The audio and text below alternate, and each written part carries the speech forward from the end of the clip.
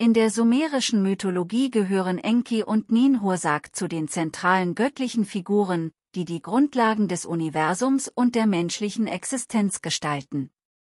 Enki, auch bekannt als Ea in der babylonischen Tradition, ist der Gott des Wassers, der Weisheit und der Magie.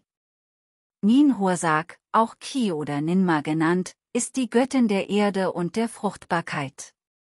Ihre Verbindung steht symbolisch für die harmonische Einheit zwischen den Elementen des Kosmos und ist unverzichtbar für die Schöpfung und den Erhalt des Lebens. Ihre Mythen spiegeln nicht nur religiöse Vorstellungen wider, sondern auch die frühesten Versuche der Menschheit, die Welt um sie herum zu verstehen und zu erklären.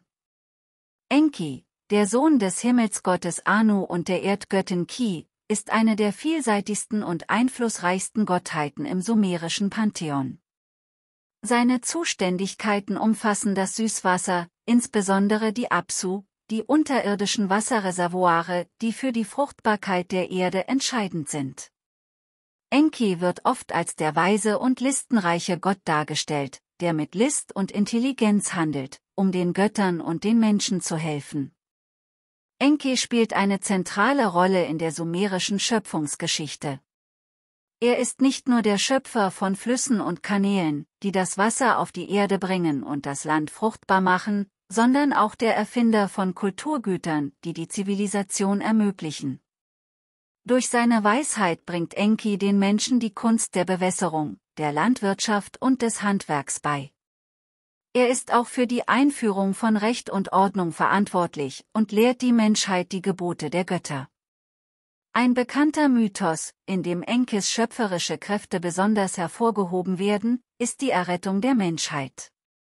In dieser Geschichte warnt Enki Ziusudra, auch als Utnapishtim in der babylonischen Version bekannt, vor einer bevorstehenden Flut, die die Menschheit auslöschen soll. Durch seine Weisheit und List gelingt es Enki, die Menschen durch Ziusudras Bau eines Bootes zu retten, was zeigt, dass Enki nicht nur ein Schöpfer, sondern auch ein Retter der Menschheit ist. Enki wird auch als Herr der Magie und des Heilwissens verehrt.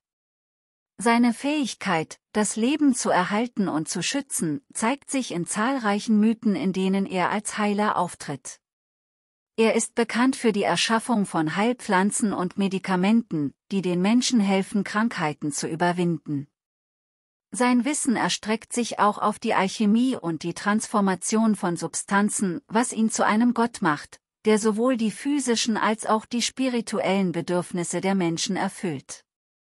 Ein weiteres wichtiges Attribut Enkis ist seine Verbindung zu den den göttlichen Dekreten oder Schicksalsmächten, die die Grundprinzipien des Kosmos regeln.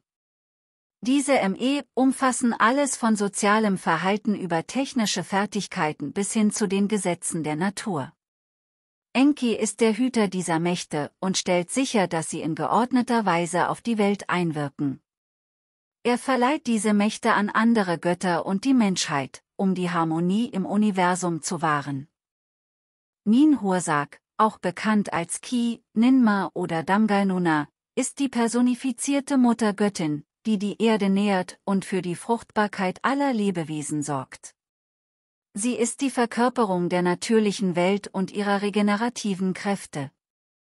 Als Herrin der Berghügel symbolisiert sie nicht nur die Erde selbst, sondern auch deren lebensspendende und erhaltende Eigenschaften.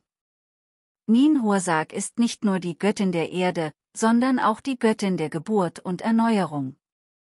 Ihre Fähigkeit, Leben zu erschaffen und zu nähren, macht sie zu einer zentralen Figur in der sumerischen Religion. Sie wird oft als Geburtshelferin dargestellt, die den Göttern und Menschen bei der Geburt zur Seite steht. In einigen Mythen wird sie sogar als die Schöpferin des ersten Menschen beschrieben, den sie aus Lehm formt und zum Leben erweckt. Ihre Rolle geht jedoch über das rein physische hinaus. Ninhursag ist auch eine Heilerin und Bewahrerin der natürlichen Welt. Sie sorgt dafür, dass die Erde fruchtbar bleibt und dass die Zyklen von Wachstum, Ernte und Erneuerung fortbestehen. In der sumerischen Kosmologie ist sie die Kraft, die das Leben nicht nur erschafft, sondern auch erhält und regeneriert. Ninhursaks Einfluss erstreckt sich auch auf die Gesundheit und den Wohlstand der Menschen. Sie wird oft in Verbindung mit Heilpflanzen dargestellt und ist dafür bekannt, Heilmittel für Krankheiten bereitzustellen. In einem Mythos heilt sie Enki, der durch seine unkontrollierte Nutzung der Me verschiedene Krankheiten erleidet. Ninhursag entnimmt aus Enkis Körper die kranken Organe und erschafft daraus neue Gottheiten, die jeweils eine spezifische Heilungskraft besitzen. Diese Geschichte zeigt nicht nur Ninhursags Rolle als Heilerin, sondern auch die dynamische Beziehung zwischen den Kräften der Schöpfung und Erhaltung. Sie betont die Notwendigkeit, dass Enki, der schöpferische Gott, und Ninhursag, die bewahrende Göttin, in Harmonie zusammenarbeiten müssen, um das Gleichgewicht in der Welt zu wahren. Die Beziehung zwischen Enki und Ninhursag ist ein zentrales Motiv in der sumerischen Mythologie und symbolisiert die Balance zwischen männlichen und weiblichen göttlichen Prinzipien, zwischen Wasser und Erde, Weisheit und Fruchtbarkeit. Ihre Vereinigung ist nicht nur physisch, sondern auch symbolisch. Sie steht für die Zusammenarbeit der Kräfte, die die Welt erschaffen und erhalten. Ein bedeutender Mythos, der ihre Beziehung beschreibt, ist der von Enki und Ninhursag. In dieser Erzählung arbeitet Enki eng mit Ninhursag zusammen, um die Welt zu formen. Enki befruchtet Ninhursag, und aus dieser Verbindung entstehen mehrere neue Gottheiten, die verschiedene Aspekte der Natur und des menschlichen Lebens verkörpern. Diese Götter, darunter Pflanzen- und Tiergötter, symbolisieren die Fruchtbarkeit und die kontinuierliche Erneuerung der Natur. Doch die Mythen zeigen auch die Spannungen, die aus ihrer Zusammenarbeit entstehen können. Enki, getrieben von Neugierde und Innovation, überschreitet oft die Grenzen der natürlichen Ordnung, was Ninhursag dazu veranlasst, ihn zurechtzuweisen. Die Konflikte zwischen Enki und Ninhursag sind mehr als göttliche Streitigkeiten, sie spiegeln tiefere kosmologische Prinzipien wider. Enkis Drang, zu erschaffen und zu verändern, repräsentiert den Fortschritt und die ständige Weiterentwicklung, während Ninhursag die Notwendigkeit betont, die natürlichen Grenzen zu respektieren und die Stabilität der Erde zu bewahren. Diese Spannungen sind eine Metapher für die Herausforderungen, die mit dem menschlichen Streben nach Wissen und technologischem Fortschritt verbunden sind. Ihre Versöhnung am Ende des Mythos zeigt, dass nur durch die Zusammenarbeit und das gegenseitige Verständnis dieser Kräfte das Universum in Harmonie existieren kann. Enki lernt die Grenzen zu respektieren, die Ninhursag setzt, und Ninhursag erkennt die Notwendigkeit von Enkis schöpferischer Energie an. Die Nachkommen von Enki und Ninhursag spielen ebenfalls bedeutende Rollen in der sumerischen und babylonischen Mythologie und verkörpern verschiedene Aspekte der Schöpfung und der kosmischen Ordnung. Marduk, einer der prominentesten Söhne von Enki, wird später zur Hauptgottheit des babylonischen Pantheons. In der Enuma Elish, dem babylonischen Schöpfungsmythos, besiegt Marduk den Chaosdrachen Tiamat und erschafft aus ihrem Körper Himmel und Erde. Marduks Sieg über Tiamat und seine anschließende Erhebung zum König der Götter symbolisieren den Triumph von Ordnung über Chaos, ein Thema, das tief in den Prinzipien verwurzelt ist, die Enki und Ninhursag verkörpern. Marduks Aufstieg spiegelt auch die Weiterführung der Eigenschaften seiner göttlichen Eltern wider. Er kombiniert Enkis Weisheit und schöpferische Kraft mit Ninhursags Stärke und Schutzfunktion, was ihn zu einem allmächtigen Herrscher macht, der die göttlichen Kräfte seines Erbes in sich vereint. Ningishzida, ein weiterer Nachkomme, ist der Gott der Unterwelt und des vegetativen Wachstums. Er symbolisiert die zyklische Natur von Leben, Tod und Wiedergeburt, die in der sumerischen Religion eine wichtige Rolle spielt. Als Wächter der unterirdischen Wasserquellen und Herr der Schlangen und Drachen wird Ningishzida oft als eine zwiespältige Figur dargestellt, die sowohl heilende als auch zerstörerische Kräfte besitzt. Seine Verbindung zur Unterwelt und zur Erde verdeutlicht die enge Beziehung zwischen Leben und Tod, eine Thematik, die auch in der Dynamik zwischen Enki und Ninhursag widerhallt.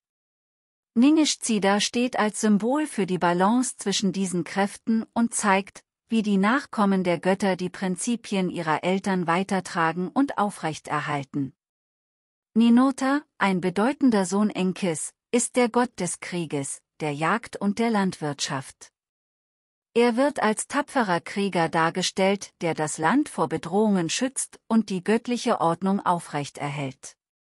Ninurta ist bekannt für seine Rolle im Kampf gegen die Mächte des Chaos und steht für die Verteidigung und Erhaltung der Schöpfung. Seine Aufgaben reichen von der Bekämpfung von Feinden bis zur Sicherstellung des Wohlstands der Gemeinschaft, was ihn zu einer zentralen Figur in der Aufrechterhaltung der kosmischen Ordnung macht.